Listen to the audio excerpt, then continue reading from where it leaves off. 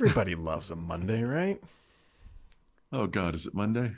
Yeah. No, It's nobody likes a Monday. This is the worst Monday of all time because we're flying home tomorrow, mm-hmm. and that last day is the worst. We have to clean this place for one thing. Do you have a checklist? You need a checklist. Yeah, yeah, we have checklists. Not just a list, Brad. That would be what a luxury that would be. Lock down the compound, Yeah, so plant the she's a friend. claymores.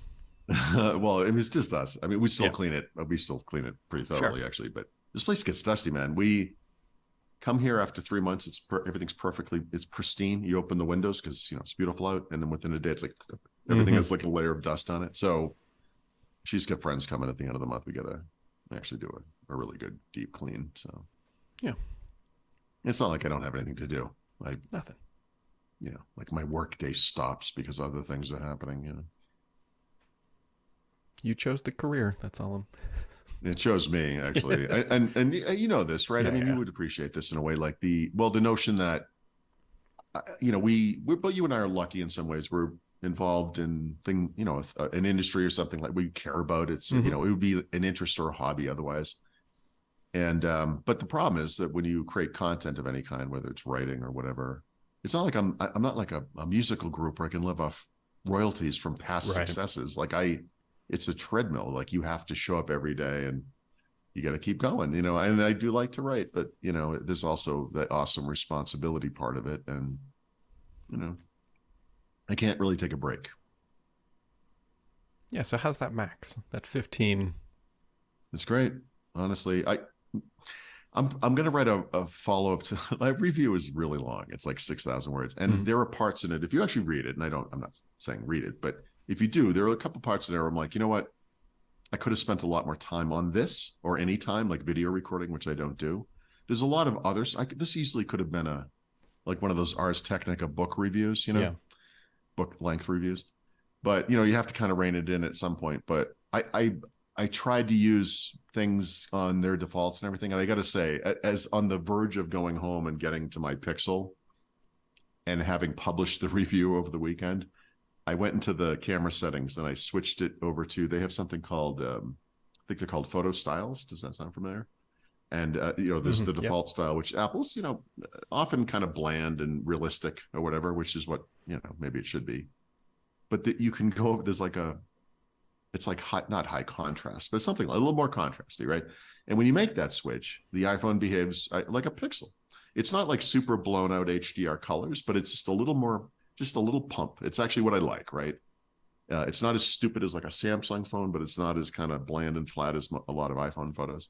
So we went out and took pictures over the weekend, and I was like, I should have just left it there. Like, the pictures look way better. Mm-hmm. A little change, one little change. So I might cover that. But anyway, overall, great. Yeah, it's kind of. I mean, it's what you would expect, right? They didn't really take any risks at all with this version, Uh, except for USB-C. USB-C, yeah. Yeah, I mean, yes and no, right? You're on a 13 Pro, right?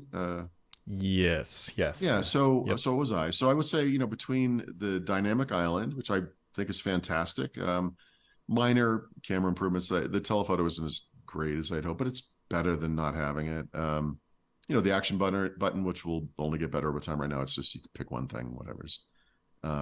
There's like, and I think we're on the cusp of a generation of mobile gaming with this new Pro, chipset or whatever, where I was playing Resident Evil on this thing. I tried it on the phone. I can't, I mean, first of all, Yeah. gorilla hands, and I'm 57 or whatever.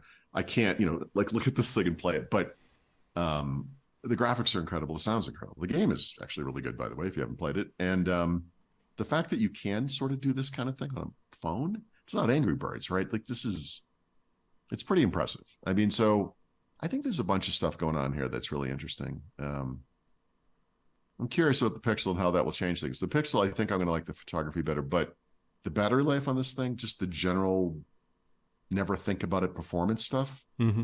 those are things the iPhone or the Pixel kind of lacks, frankly. Yeah, I guess it depends on what's important to you or whatever, but I think it's an excellent phone. Like I can't say I have any major complaints. I don't. It's nice. Yeah. Happy for you. I'll be curious to see what you think when you get that Pixel 8 in your hands. And you're like, this Well, like I fucking said, junk. I think there's going to be some things over here that are great, and then some things over here are like, yeah. Yeah, it'll be sad when you go back to green bubble text. So, Well, maybe it'll be temporary. We'll see. Right? I mean, I'm not predetermined to do anything. I'll evaluate it and we'll see. The other interesting thing that happened, I think Friday, is Mm-hmm. a lot of Surface stuff now supports for, 6 years, up from honestly, like a variable timeline, because a lot of their other products had like 2 years, some had longer. But now it's like 6 years across the board. 6 years. Yeah. The feedback on that one's interesting because, of course, some people are like, "Oh, great, that you've done it. This is what you should be doing, right?" And then others feel like it's still not long enough. And it's like, I don't know. Yeah, 6 years feels for firmware and drivers, right? So Yep. I feel like the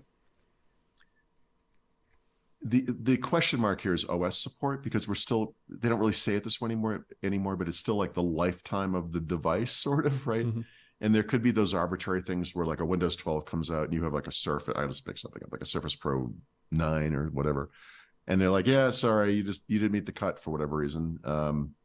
So you can kind of stay on the OS version you're on, I guess, to get updates as long as those are around. I don't know. Like it is variable still, but this is, I would say, between the right to repair stuff which has transformed Surface from a unrepairable sealed glued thing into this thing where you can replace every single component with the new devices. It turns a page for Surface. I mean, it's not just Surface, but since we're talking about Surface specifically, I think this makes a huge difference, because there are a lot of questions when you buy something like Surface, right? Like you don't necessarily want to trust this brand, but these things lead toward trust because it will be supported, like it's explicit. So yeah. I think wonder it's if this smart is and important. not a government regulation thing, but Yeah. Microsoft sells a lot in the government space, and I wonder if it's linked to that. Okay. I thought you were going to, in other words, like this is probably, or could be driven by like EU. Oh, wasn't there a California regulation too, potentially? Yeah. Okay. I mean, right. So we can kind of, let's say Microsoft was forced into doing this or whatever. Who cares? Whatever. It still benefits the people who buy these devices. Yeah. It's great. Like this is just a positive move. You're a positive. Sure. Or something.